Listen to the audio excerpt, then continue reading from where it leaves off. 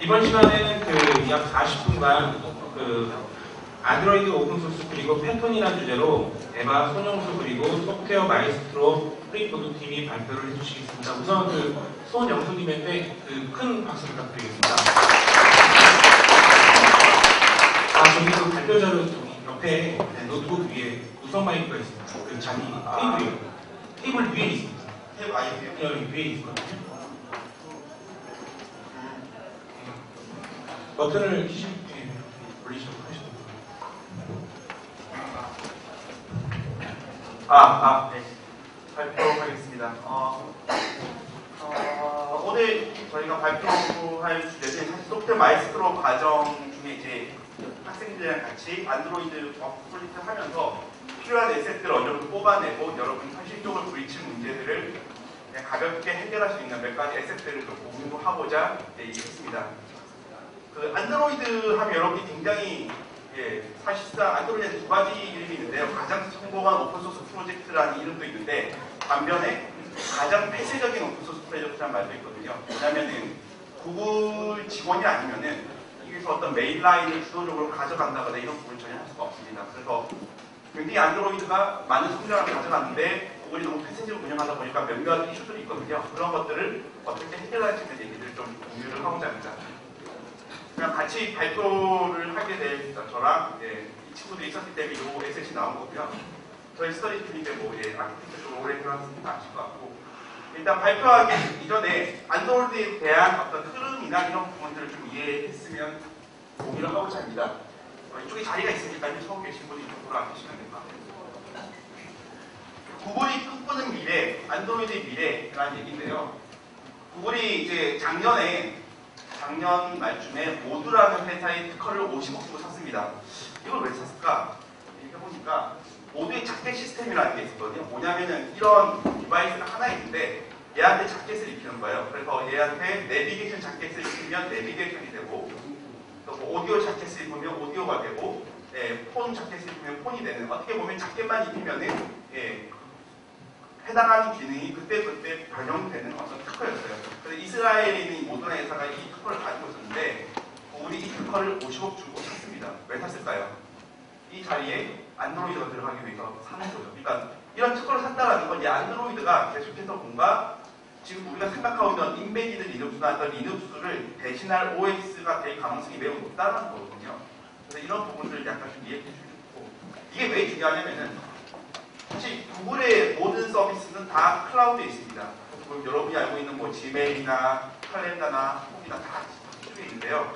여기 있는 서비스를 중요한 건 누군가 소비를 해줘야 되잖아요. 근데 인터넷을 통해서 소비하는 것보다는 여기 있는 안드로이드라는 디바이스를 통해서 이 서비스를 쉽게 소비할 수 있는 일종의 소비되는 거죠. 그래서 어떤 백단에 있는 기능을 쉽게 안드로이드가 쓸 수 있게 해주기 위해서 이 작업을 이 안드로이드에 필요한 것이고 여기에 있으면 구글 앱 엔진이라는 게 있는데 다 아시잖아요. GA. 근데 이 구글 앱 엔진이 어떻게 보면 SaaS 플랫폼을 SaaS에 있는 수많은 어플리케이션을 플랫폼을 통해 가지고 얘를 연동해주는 하나의 도구인 거죠. 그래서 여러분이 안드로이드를 하다 보면은 자연스럽게 구글 앱 엔진도 많이 하게 될 거다라는 얘기를 드리고 싶고 그래서 안드로이드는 이 안드로이드 애톰이라는 프로젝트를 통해 가지고 여러분이 가지고 있는 어떤 폰이 아닌 이제 뭐 여러 가지 휴대폰을 제외한 뭐 세탁기나 냉장고 같은 디바이스에 안드로이드가 서서히 대체를 해주고 여기에 있는 기능을 이 구글에 있는 사스에 있는 수많은 서비스를 안드로이드가 쉽게 쓰기 위해서 구글 외에 있는 쪽에 큰 변화가 있었습니다. 뭐냐면은 이분이 조인하셨거든요. 이분 하면 다 모르는데 이분이 누구냐면 단대 프레임워크를 만들었던 그 2인방 중에 한 명입니다. 브래드 아브람스라는 분인데 이분이 단대 프레임워크의 설계된 2인방인데 뚝 떠나가지고 구글 앱 엔진에 전체를 총괄하는 사람으로 갔어요. 그러니까 뭐냐면은 굉장히 구글 앱 엔진이나 구글 툴이 어떻게 되냐면 굉장히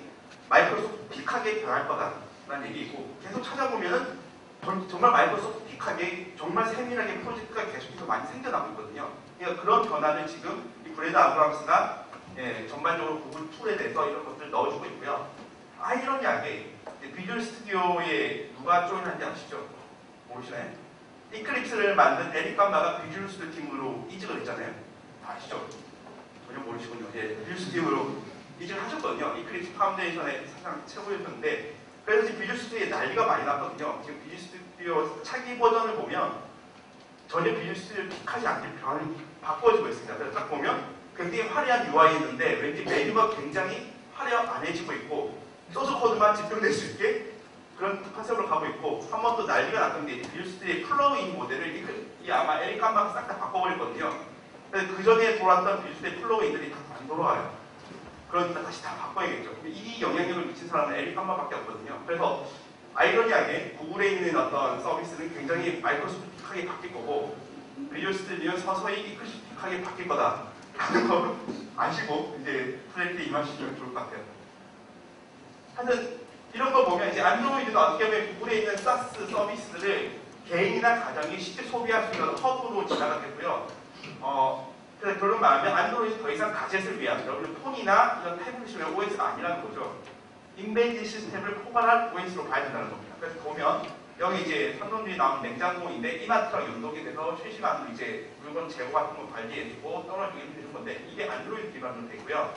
여기 세탁기인데 역시 안드로이드가 깔려있고 구글 TV이고, 뭐 DSLR 카메라 같은 게 있었는데 요즘 사진 딱 찍으면 이렇게 피카사나 프리카는데 공유가 안 됐잖아요. 근데 여기에도 안드로이드가 들어가서 그런 공유 기능을 기본적으로 해주게 바뀌고 있다는 거죠.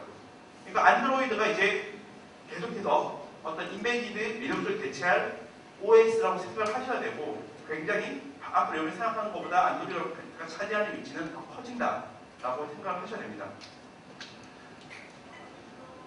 근데 하지만 제조사 입장에서는 이제 안드로이드 앱폼을 굉장히 쓰기 힘들어요. 왜냐하면 이거 썼다가는 거의 구글의 종속적으로 되기 때문에 제조사는 이거 쓰기가 애매하죠. 그래서 어떻게 하냐면 안드로이드를 쓰되 안드로이드 앱폼을 준수하지 않는 방향으로 계속해서 나갈 가능성이 굉장히 높습니다. 하여튼 안드로이드는 굉장히 다른 형태로 진화를 할 거다라는 거고요. 그래서 여기 보면 이제 전체적으로 여러분이 그 안드로이드 개발할 때 여러분이 실제 배포할 때마다 여러 몇몇 문제들이 발생하거나 개발할 때 발생하는 문제들을 실제 풀 수 있는 얘기를 드리는 겁니다. 안드로이드 프로젝트는 그 오픈니스가, 그러니까 개방성이 전체 오픈소스 프로젝트에 가장 낮아요. 22%거든요. 그래서 뭐냐면 외부 개발자가 어떤 소스 코드를 커밋해서 버그는 고쳐줄 수 있지만 새로운 뉴 피처를 만든다거나 이런 권한은 거의 없습니다.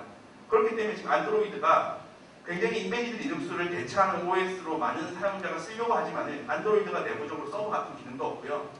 그래서 이런 거 쓰려면 결국 오픈소스에서 만든 서버를 끌어당겨와 쓰고 이런 형태들로 약간 이상한 형태가 발생하거든요. 그래서 이런 얘기들을 좀 여러분 공유하고자 합니다. 근데 안드로이드를 이해하기 위해서 가장 여러분이 그냥 뭐 브로드캐스트 리시버 이런 것도 쓰긴 하지만 가장 핵심은 바인더를 이해하셔야 됩니다. 왜냐면은 이 바인더가 안드로이드의 가장 핵심이거든요. 단위 리눅스 커널인데 사실 리눅스 커널에 바인더가 들어갔다는 게 굉장히 중요한 의미입니다. 그리고 이제 뭐 액티비티, 여러분이 고려하시면 알겠지만 컨텐츠 프로바이더, 프로젝트 리시버 서비스 같은 게 있긴 있지만 이것들 여러분이 이것들 액티비티 매니저에서 액티비티를 생성하는 뭘 하든 전부 다 모든 데이터는 어디로 간다? 이 바인더로 다 흘러갑니다. 모든 데이터가 전부 다 바인더를 거쳐서 왔다 갔다 한다는 거죠. 근데 이 바인더가 뭐냐면 안드로이드의 모든 상황을 감독하는 감시관인 겁니다. 그러니까 여러분이 그 안드로이드에 있는 어떤 프로세서가 특정 시간 이상 잡고 있다 싶으면 화면이 팝업이 딱 뜨면서 얘 죽일까요? 안 죽일까요? 물어보잖아요. 이런 것들이 전부 다 바인더를 통해서 가기 때문에 감시가 가능하다는 거죠. 그래서 모든 건 다 바인더를 통해서 흘러간다라는 얘기이고, 이 녀석이 갑자기 뚝 하고 떨어졌냐?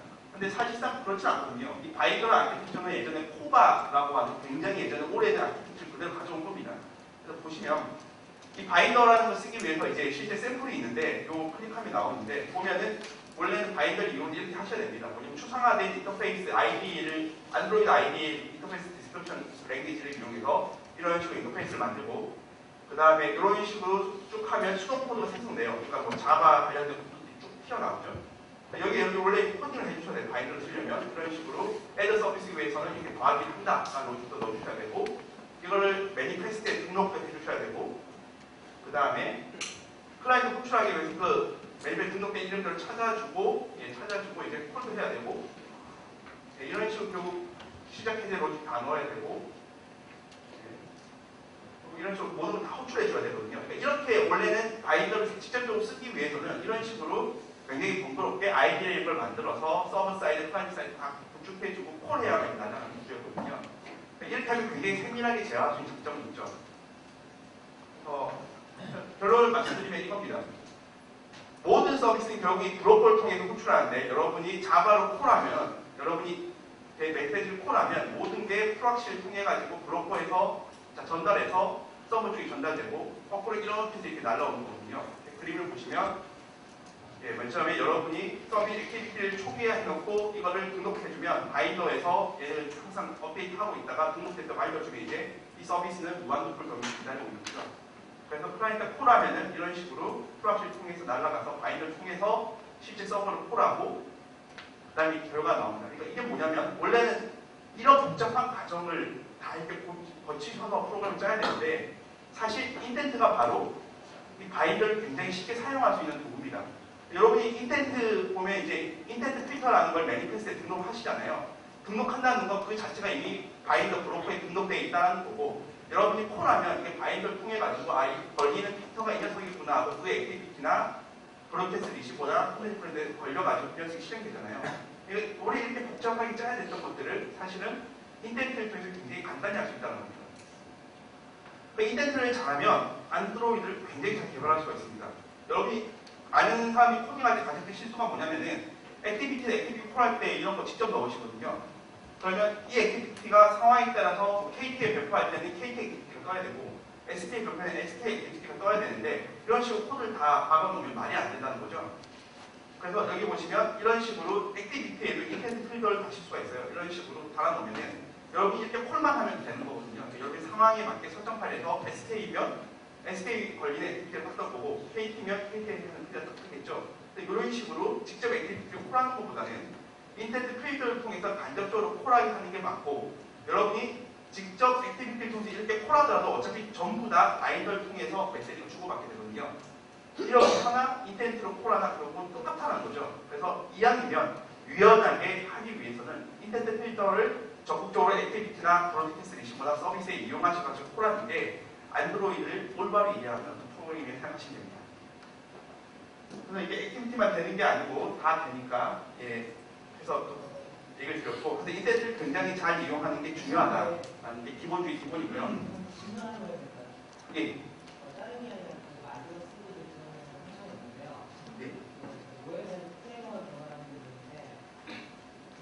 어떤 이슈가 있냐면 바인더 갖다가 등록을 하잖아요. 네, 바인더. 네, 근데 걔를 갖다가 안드로이드 프레임 구조에서는 어느 레지스터를 갖다가 할 수 있는 프레임 펑션이 없어요. 네.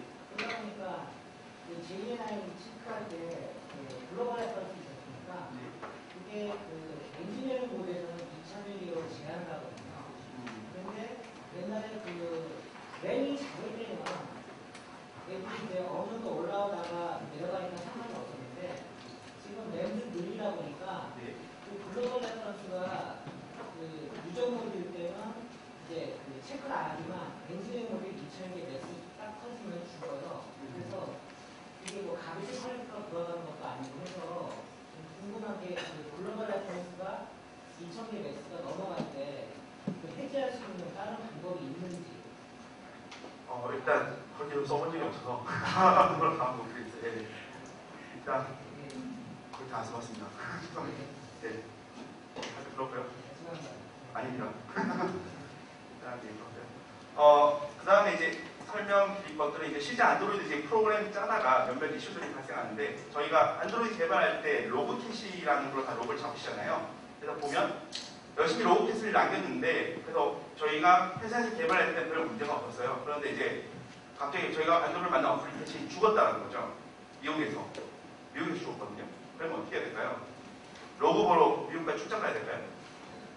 뭔가 좀 이상하다는 거죠. 그러니까 안드로이드에서 왜 로그를 보는 걸 로그큐만 안 뒀을까?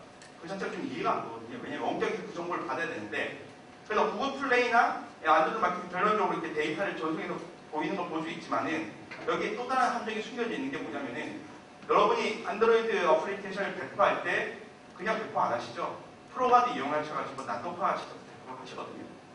그러면 콜하면 이제 구글 플레이로 날라오는 메시지가 재미난 게 난독화돼서 메시지가 날라오거든요. 그러니까 이게 헬로 월드 정도까지 확인할 수 있는데 헬로 월드 안에서 도대체 어디서 죽은 건지에 대한 정보는 전부 난독화돼서 볼 수가 없다는 거죠. 네, 결론적으로 프로가드를 쓰라고 공부해서 썼는데 날라온 메시지를 보니까 골프에 날라온 메시지는 볼 수가 없고 그렇다고 현장에 가가지고 로그캐를 직접 가서 봐야 되는 건가? 약간의 문제가 발생한다는 거죠. 그래서 결론적으로 이 해결책은 안드로이드에서 제공 못해주지만 여러 가지 타의 오픈소스 프로젝트들을 잘 들고 와서 쓰셔야 된다는 거거든요.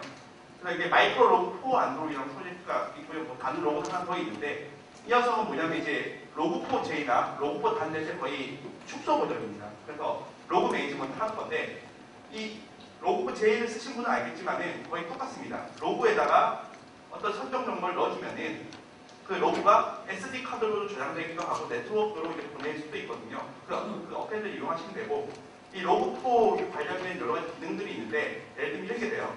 파일이 있는데 내가 10메가로 제약하면 쭉 하다가 10메가 다 차면 위에서부터 다시 덮어 쓰거든요. 그래서 항상 10메가만 유지하는 어떤 그런 방법도 있고요. 근데 이 결론을 말씀드리면 로우캣을 그냥 보존하는 것보다는 오픈소스 프로젝트인 마이크로 로그4 안드로이드를 이용하면은 제가 아까 말씀드렸던 난독한 문제를 궁극적으로 해결할 수 있지는 않지만은 이 정보, 에러난 정보들을 계속 SD 카드에 저장했다가 사용자가 개선하는 정보를 보내주면은 그 정보가 저희 서버로 날라오면서 어떻게 대충 어떤 상황에서 얘가 죽었다라는 것들을 판단할 수가 있거든요. 그래서 이런 부분들을 꼭 같이 병행하고 쓰셔야 됩니다. 그래서 데모를 좀 볼게요.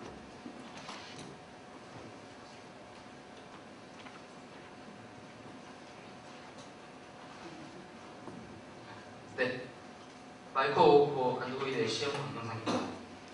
일단은 왼쪽의 소스를 보시면 이제 세팅하는 화면인데요. 위쪽에 포매터 셋 패턴 해가지고 저희가 원하는 시간 형태로 이제 포맷을 바꿀 수가 있고요. 그 다음에 로고의 레벨을 인포로 잡아놓은 상태입니다. 그리고 밑에 쪽에 보시면 로그캣 어펜더와 파일 어펜더가 있는데 이 어펜더 세팅을 해서 왼쪽 오른쪽에 로그캣에 로고를 남길 수 있고요. 그 다음에 파일 어펜더를 통해서 SD 카드에 로그된 파일을 저장을 할 수 있습니다. 그래서 이제 밑에 쪽에 보시면 테스트 로깅을 하는 걸 보실 수 있는데요. 지금 로그 레벨이 인포로 잡혀있기 때문에 하이 레벨인 디버그 레벨은 로그캣을 보시면 남지 않는 것을 확인할 수 있고요. 네. 그리고 지금 트라이 피치문에서 일부 익셉션을 내서 에러 나는 부분을 확인을 할 수 있습니다. 로고 인포에서 지금 I는 이제 갓 들어가는 것을 오른쪽 로그캣에서 확인할 수 있고요. 이제 익셉션을 내서 에러 메시지는 에러로 내는 것을 확인할 수가 있습니다. 그래서 요청을 하면 제가 이제 소스를 공개해 드릴 거고요. 그냥 쓰는 방법은 간단하게 이렇게 자료 파일 추가하고 이렇게 하시면 기본적으로 쓰는 방법은 다 되고요. 이걸 이용하시면 좀 실제 현업에서 이용하시기에는 굉장히 도움이 될 거다라는 겁니다. 물론 출장 가시고 싶은 분은 안 하셔도 되고요. 그게 아니라면은 이런 것들을 잘 이용하시면은 어떤 난독한 문제도 해결할 수 있고 사용할 수 있다는 말씀 드리고 싶고, 네트워크 어펜더도 제공하지만 약간의 코딩이 필요합니다. 바로 네트워크 서버로 날리는 건데요. 약간의 코딩이 필요하다라는 거, 약간 좀 비껍데기가 많아서 이걸 이용하시려면 좀 코드를 많이 채워 넣으셔야 된다는 얘기를 드리고 싶고요. 그 다음에 저희가 안드로이드로 개발할 때 서버 쪽이랑 통치할 때 레스트를 굉장히 많이 씁니다. 근데 레스트가 굉장히 편해지려고 쓰는 건데 사실 좀 불편하거든요. 무슨 말이냐면 보통 이런 식으로 쓰시거든요. 레스트로 통신하면은 이거를 거의 티어 구조를 해가지고 레이어 중에서 비니스를 저장하는 컨트롤러한테 객체를 넘겨주고 얘가 열심히 처리해서 DB 저장할 거는 컴퓨터 프로가 있는 이런 거 DB 저장하고 다시 보내주더니 이렇게 스톱으로 다시 어떻게 다시 레스트로 보내줘야 되는데 이런 코드를 넣으셔야 되는 거죠. 결론적으로 이런 데이터를 처리하려면 결론적으로 이런 식으로 일일이 우리가 이름에 맞춰가지고 if에 있으면 다 때려서 이거면 이겁니다. 이렇게 카테고리라는 객체를 일일이 다 만들어서 했거든요. 이거 자체가 굉장히 힘든 거죠. 만약 프로토콜이 바뀌어서 뭔가 하나 딱 추가되면 하면서 이제 이거 또 바꾸셔야 되고 굉장히 스트레스풀한 작업이 되는 거죠. 그래서 이건 굉장히 간단히 해주는 오픈소스 프로젝트가 있는데 심플 프레임워크라는 게 있습니다. 소개를 해주시기 바랍니다. 네, 심플 프레임워크의 시험 동영상입니다. 지금 저희는 비상청 XML 파일을 이용해서 이거를 객체화시키는, 하싱에서 객체화시키는 과정을 보여드릴 텐데요. 일단은 그 전에 이렇게 with DTO라는 객체 클래스를 만들어야 됩니다. 위쪽에 엘리먼트와 엘리먼트 리스트 등의 어노테이션을 줘서 이제 클래스를 만들어 준 상태에서 심플 프레임워크를 쓰셔야 되고요. 그리고 안에 이제 내부 쪽에 있는 바디 쪽에 있는 데이터 같은 것도 데이터 자바 파일을 따로 만들어서 다음과 같이 엘리먼트 어노테이션을 줘서 객체 클래스를 만들어 놓은 상태에서 심플 프레임워크를 쓰셔야 됩니다. 그래서 이제 다음은 이제 스트링 변수의 XML 데이터를 받아오는 과정이고요. 지금 이제 변수에 성공적으로 받아온 것을 확인할 수 있고요. 이걸 이용해서 이제 with.dto 클래스의 심플 프레임워크를 이용해서 객체화를 시키는 모습입니다. 지금 소스 4줄만으로 이제 다른 파싱 작업이 필요 없이 바로 객체화 시키는 것을 확인할 수 있습니다. 지금 글씨가 작아서 잘 안 보이는 상황인데 with 객체에 지금 이렇게 데이터들이 각각 들어가 있는 것을 확인을 하실 수가 있는 상황입니다. 보시면 이제 아까는 굉장히 if 있으면 복잡하게 했어야 되는데 그냥 요 이름에 맞춰주시면 됩니다. 루트면 루트 카테고리 리스트이고 엘리먼트면 카테고리면 카테고리이고 이런 식으로 이제 일일이 하나씩 맞춰주시면은 결국 이 데이터가 요 어트리뷰트를 보고 따라서 쑥 들어가거든요. 대신 괜히 이렇게 할 필요 없이 이제 그렇게만 적어주고 해주면 자연스럽게 객체로 증명이 된다는 거죠. 그러니까 여기 REST 통신을 할 때에는 이 심플 프레임워크를 이용하면 굉장히 노가다에서 행복해질 수 있다는 말씀을 드리고 싶고요. 화면 갱신에 대한 겁니다. 리프레시인데요. 옛날에 마이매켓을 기억하셨을 것 같아요. 그래서 뜨면은 항상 이렇게 접속시간이 오래 걸리다가 이렇게 화면이 떴잖아요. 근데 지메일 같은 경우는 보면 안 그렇거든요. 딱 들어가면 바로 로컬 DB에 저장되어 있는 데이터가 바로 보여지고, 그렇죠. 이거 시작하자마자 이렇게 로딩 화면이 뜨면 사람들이 답답해합니다. 근데 결론적으로 이 지메일 같이 그런 데이터가 있고 끌어당기면 자동으로 데이터가 들어가거나 노티피케이션을 받거나 뒤에 서비스가 백그라운드가 되면 자연스럽게 여기에 새 대기가 쭉 추가되는 이런 형태의 프로그램을 짜야 되거든요.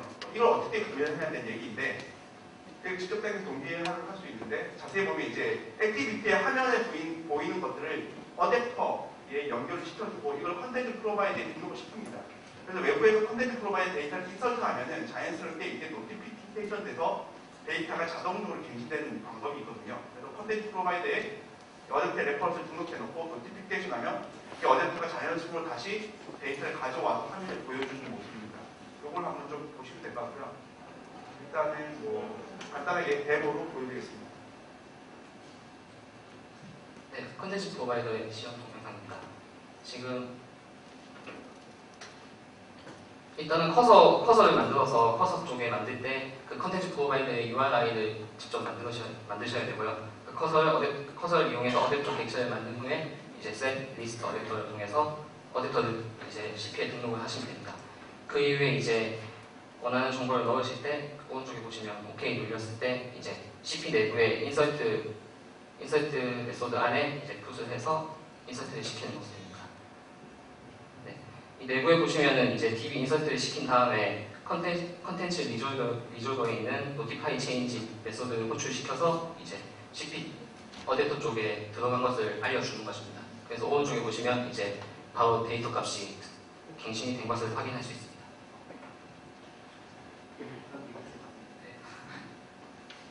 네, 제가 이어서 계속하겠습니다. 이제 모바일 분석 플랫폼에 대해서 설명을 해드릴 텐데요. 일단은 이게 제가 2년 전쯤에 만들었던 영어 발음 트레이너라는 어플리케이션입니다.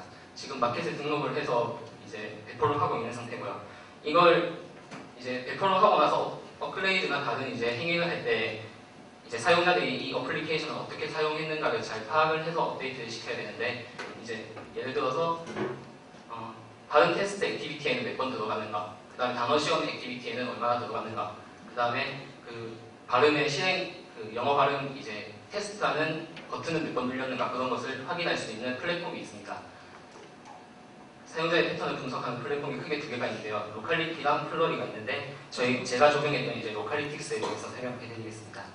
지금 이게 로컬리틱스의 메인 화면인데요. 메인 화면의 수치를 보시면 유저와 세션이 있는데 유저 같은 경우에는 이 어플리케이션을 실행한 디바이스의 개수고요. 그 다음에 세션 같은 경우에는 이 어플리케이션 자체를 실행한 개수입니다. 그래서 이제 세션 값이 더 높은 것을 확인을 할 수가 있고요. 각 날짜별로 확인을 할 수 있고 밑에 쪽에는 이제 수치화돼서 수치로도 확인을 할 수가 있습니다. 크게 지금 제가 보여드릴 데이터를 몇 개만 보여드리겠는데요. 이거는 이제 데이 파트라고 해서 각 시간대별로 실행된 횟수를 나타낼 수 있습니다. 오른쪽에 옵션 같은 거 보시면은 시간대별, new 리터닝 하고 이제 국가별, 그 다음에 어플리케이션 버전별로 이렇게 데이터를 확인을 할 수가 있고요. 그리고 디바이스별입니다. 왼쪽에 보시면 이제 갤럭시 시리즈가 가장 많은 것을 확인할 수 있고요. 위쪽에 옵션에서 또 다양한 정보를 계속 리플레시해서 볼 수가 있습니다. 리플레시 간격은 이제 5분마다 새로 갱신이 되는 상황이고요. 이건 이제 제가 업데이트를 1.1 버전부터 1.5 버전까지 5번을 하였는데요. 그 어플리케이션 버전에 따라서 이제 사용된 횟수입니다. 0.5 버전이 최신 버전인데 아직까지 업데이트를 안 하고 쓰시는 분도 있다는 것을 확인할 수 있는 상황이고요. 그리고 이제 이거는 그 소스 내부에 제가 태그 이벤트라고 해서 단 한 줄로 이제 태그를 남길 수가 있는데 그 태그가 실행된 횟수입니다. 그 태그 메소드가 실행된 횟수도 이제 어느 액티비티에 더 많이 들어갔고 어느 버튼을 더 많이 실행했고 그런 것을 확인할 수가 있습니다. 이외에도 이제 다음과 같이 국가별, 그 다음에 통신사별, OS 버전별로 그래프를 확인을 할 수가 있는 상태고요. 적용 방법은 간단합니다. 로컬리티스 사이트에 들어가서 회원가입 하신 후에 관리자에서 이제 어플리케이션 네임하고 카테고리 같은 거 지정해서 등록을 하시면 이렇게 키가 나옵니다. 이 키를 소스코드를 직접 다운받으셔서 이게 잘 파일로 되어 있는 게 아니라 소스코드로 오픈소스 되어 있는 상황이기 때문에 그 SIC 폴더에 직접 추가를 하셔서 퍼미션을 추가하시면 됩니다. 그 이후에 이제 임포트를 시키시고 클래스 객체, 세션 객체를 만드신 다음에 세션 내부에 이제 선언을 하실 때 키를 아까 받으신 키를 입력을 해서 이제 오픈하고 업로드를 시키시면 됩니다. 그리고 이제 그 세션 값을 알아내야 되기 때문에 리중 버튼이랑 리중 메소드랑 퍼즐 메소드에도 이제 세션을 열고 닫는 메소드 구현을 따로 해주셔야 됩니다. 이제 태그 이벤트 같은 경우는 위쪽에 보셨다시피 세션 객체 태그 이벤트 메소드를 실행시켜서 이제 다음과 같은 수치를 확인하실 수가 있습니다. 여기서 보실 수 있는 정보들은 이제 이런 국가나 그런 이제 개인 식별을 할 수 없는 정보들만 확인이 가능하고요. 전화번호나 이제 디바이스 시리얼 정보들과 같이 그런 걸 개인을 확인할 수 있는 정보들은 여기서는 가져갈 수가 없는 상황입니다.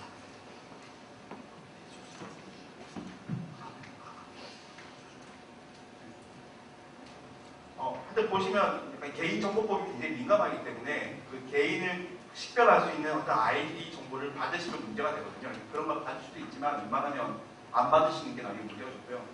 문제가 없을 것 같고요. 여러분이 다운받는 어플리케이션 중에서 굳이 인터넷 액세스를 할 필요 없는데 인터넷 액세스가 있다. 그러면 아마 대부분 이런 식으로 사용된 패턴을 받기 위해서 이미 열려져 있다고 생각하시면 될 것 같아요. 이런 식으로 이용하면 이제 어떤 기능을 사용자가 많이 쓰는지 어떤 폰을 주력적으로 사용자가 많이 쓰는지 볼 수 있기 때문에 사실상 시간이 제한되어 있기 때문에 어떤 전략을 수립하는 데 굉장히 도움이 되거든요. 이런 부분을 썼으면 될 것 같습니다.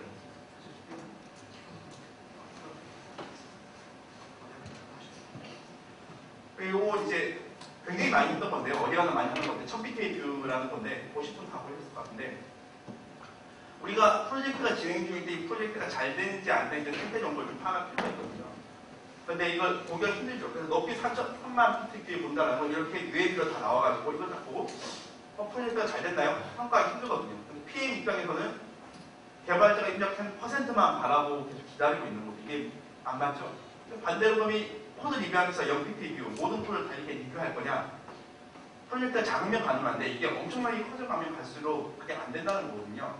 그래서 너무 많은 UML 같은 정보를 보는 것들은 어떤 프로젝트 상태를 볼 수 있는 지표도 아니고 그 다음에 0pt 같은 경우를 봐봤자 현재 상태를 볼 수 있기 때문에 문제가 된다는 거죠. 그 사이에 적절한 1000pt의 뷰가 있습니다. 한 이 정도 되는 뷰거든요. 뭐냐면은 여러분이 했던 프로젝트에 대해서 어디에 문제점이 있을 거다라는 것을 어떤 개발자의 말을 믿는 게 아니라 소스코드 상태에서 여러 가지 지표를 통해서 확인할 수 있거든요. 여기 보면 스탠이라는 툴이 있는데 자바의 스트럭처를 어나리시스하는 툴입니다. 요거는 이제 공짜고요. 500개의 클래스 안에서는 공짜로 이용하실 수가 있고 500개의 클래스가 넘어가시면 비용을 기입하셔야 돼요. 근데 대부분의 안드로이드 앱이 500개의 클래스가 넘어갈 일은 없거든요. 그러니까 요 스탠4j라고 치시면은 그 툴이 나오고요. 설치하면은 이런 형태대로 여러 가지 패턴들을 분석할 수가 있습니다.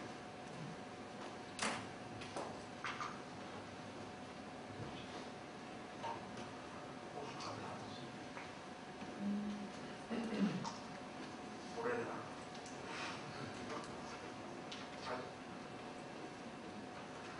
이제 스캔이나 플러그인을 설치하시면 이제 그 런에 들어가시면은 다음과 같이 스트럭처 어널리시스 툴이라는 어떤 것들이 생깁니다. 요걸 누르시면은 이 학생들이 열심히 그 프로젝트 분석해 주거든요. 그 분석을 딱 해줍니다.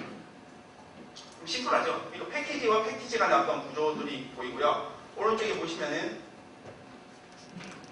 이 패키지 크기에 대해서 나옵니다. 그러니까 딱 심플한 거 2개밖에 없는 거고요. 정말 큰 프로젝트는 여러 개가 나오거든요. 그래서 어떤 게 굉장히 크다면 이 패키지에 굉장히 커져간다는 건 뭐냐면 굉장히 이 패키지에 코드를 굉장히 많이 넣는다는 거거든요. 딱 봤을 때 어떤 패키지는 안 자라는데 어떤 패키지에 기하급수적으로 코드가 늘어간다. 뭔가 좀 문제가 있다고 판단하실 수 있는 거죠. 그리고 이거에 대한 오염도를 이렇게 볼 수가 있습니다. 딱 찍는 순간 네, 좀 걸리네요. 아니죠. 예, 동의현 씨 이제 오염도를 보실 수가 있거든요. 여러 가지 지표를 확인하실 수가 있는데 이런 식으로 보면 프로젝트 오염도를 확인하실 수가 있고요. 이렇게 세부적으로 각각을 보실 수도 있고 전체를 다 보실 수도 있습니다.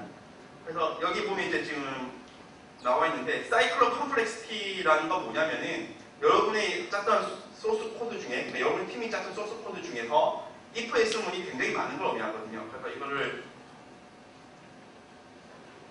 하면 34 정도는 원래 많은 건 아닌데요. 얘를 계속 분석하면 이쪽 소스 코드가 나옵니다. 그래서 쭉 보면 이제 if S문이 계속 많은 별로 없네요 이거. 근데 이게 숫자가 한 200 넘어가는 것들이 있거든요. 그런 걸 찾아보면 굉장히 if S문이 많이 있다는 거고 이게 왜 문제냐면은 이거에 대한 이 메소드에 대한 어떤 검증을 할 수 없다는 거죠. 너무나 많은 케이스가 발생하기 때문에 이거를 검증하기 위해서 너무나 많은 테스트 케이스가 있어야 되는 거고 if S문이 계속 추가된다는 것은 뭔지 모르지만 여기 계속 추가될 가능성이 많다는 거거든요. 이런 걸 이제 핫스팟이라고 해서 뜨거운 지역으로 말하는데 이런 부분들 조기에 어떻게 관리해 줄 건가에 대해서 생각하실 수가 있고요. 팩 같은 경우는 이제 좀 클래스 무거운 요소를 말합니다. 그러니까 뭐냐면 덩치가 크다, 소스 코드가 많거나 안 그러면 이제 그 펑션, 메소드가 엄청 많다 이런 것들을 보실 수가 있고요. 그리고 또 다른 지표가 있는데 뭐냐면 이제 로버트, 그러니까 엉클 바비라고 하시는 굉장히 소프트웨어 공학이 유명하신 분인데 클리코드라는 서적을 쓰셨고 솔리드 프린시플, SRP, OCP 이런 것들을 직접 만드신 분이거든요. 이분이 재미난 그래프를 만들었습니다.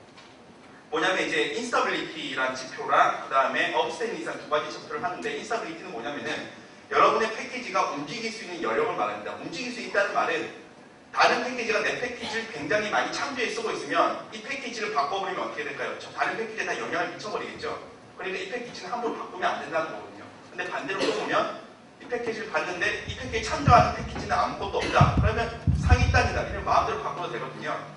그럼 지표는 이렇습니다.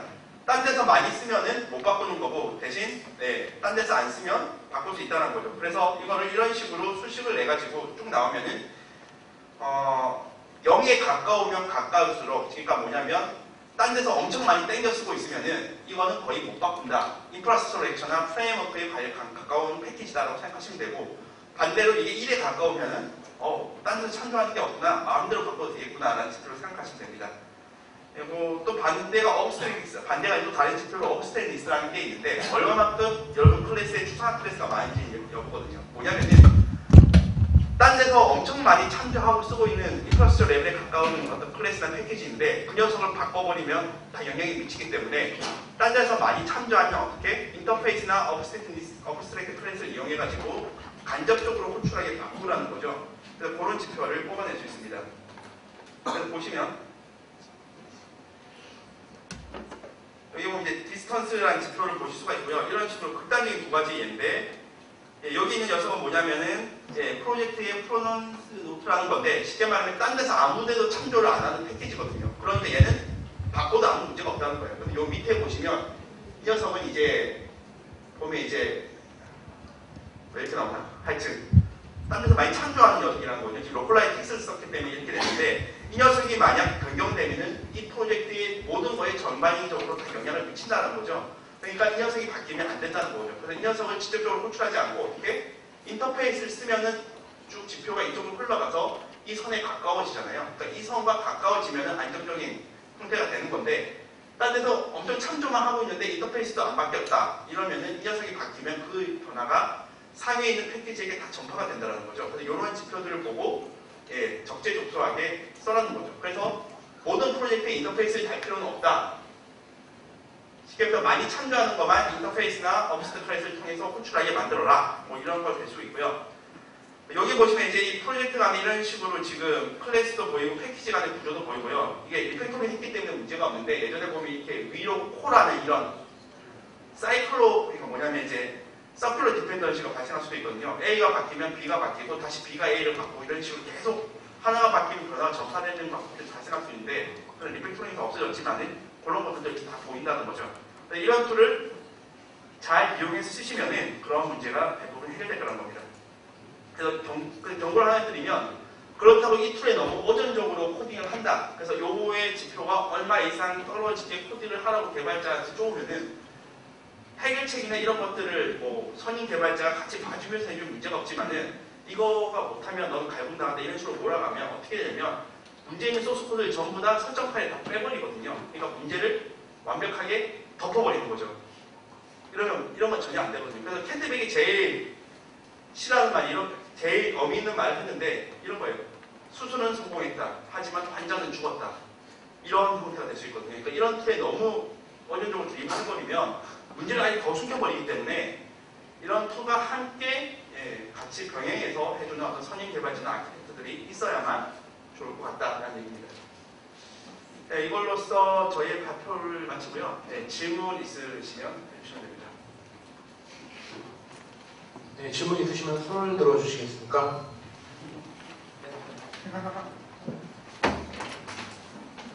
소영원님 아까 상품권은 어떤 분한테 드릴까요? 질문하신 분한테 드릴게요. 네. 질문 있으시면 손 들어주시면 네.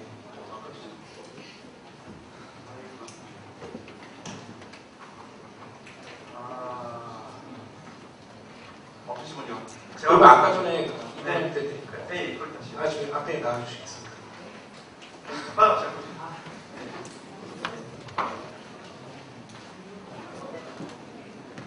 네, 축하드립니다. 네, 이것으로 발표하신 두 분께 큰 박수 부탁드리겠습니다.